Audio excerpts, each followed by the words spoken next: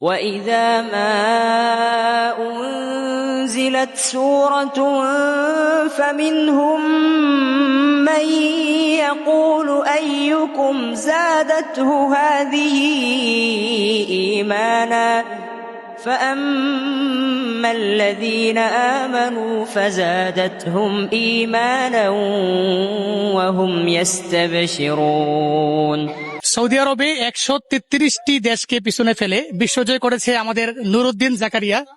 আমরা শুরুতে একটু নুরুদ্দিন জাকারিয়ার কণ্ঠে তিলাওয়াত শুনবো ইনশাআল্লাহ। أعوذ بالله من الشيطان الرجيم بسم الله الرحمن الرحيم يا أيها الذين آمنوا قاتلوا الذين يلونكم من الكفار وليجدوا فيكم غلظة واعلموا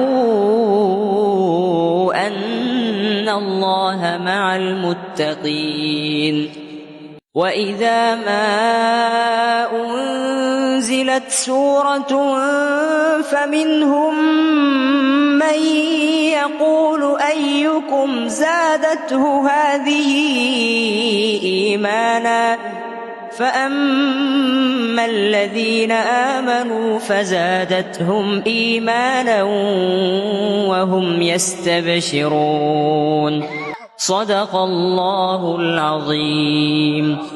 মাশাআল্লাহ, অনেক সুন্দর তিলাওয়াত।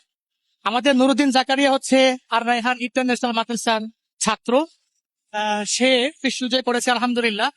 আর রায়হান ইন্টারন্যাশনাল মাদ্রাসার সম্মানিত প্রতিষ্ঠাতা পরিচালক আমার বাজান মুফতি আব্দুল কাইয়ুম মোল্লার সঙ্গে আছেন। উনি এখন একটু মন্তব্য করবেন ওনার কাছে কেমন লাগছে। আমি আশা করবো যে ওনার কাছে অনেক বেশি ভালো লাগছে, আমাদের কাছেই তো ভালো লাগছে, কারণ এই সাতখোলা বাসে আমরা বিশ্বজয়ী হাফেজদেরকে সংবর্ধনা দিতে পারছি। এবং এই যে সামনে দেখতে পাচ্ছেন একটা ফুটওভার ব্রিজের মধ্যে কতগুলো মানুষ দাঁড়িয়ে আছে, তারা সবাই এক নজর বিশ্বজয়ী হাফেজকে দেখতে চায়। এদের প্রত্যেকের ভিতরেই কোরআনের অনেক প্রেম আছে। বাজার, এই যে একটা ভালো লাগা, এটা আপনার কাছে কেমন লাগছে? আমি শুধু একটা কথা বলবো যে কোরআন যে ঘরে নাজিল হয়েছে সেই ঘরে পৃথিবীর সর্ববৃহৎ প্রতিযোগিতা 133 দেশকে পিছনে ফেলে আর রায়হান মাদ্রাসা ইতিহাস সৃষ্টি করেছে, প্রথম হয়েছে। এবং এই বিজয় সমগ্র বাংলাদেশের 18 কোটি মানুষের। আমাদের জুনায়েদ আল হাবিব আজকে এই বিশ্বজয়ী হাফেজকে সংবর্ধনা জানাতে এসেছে।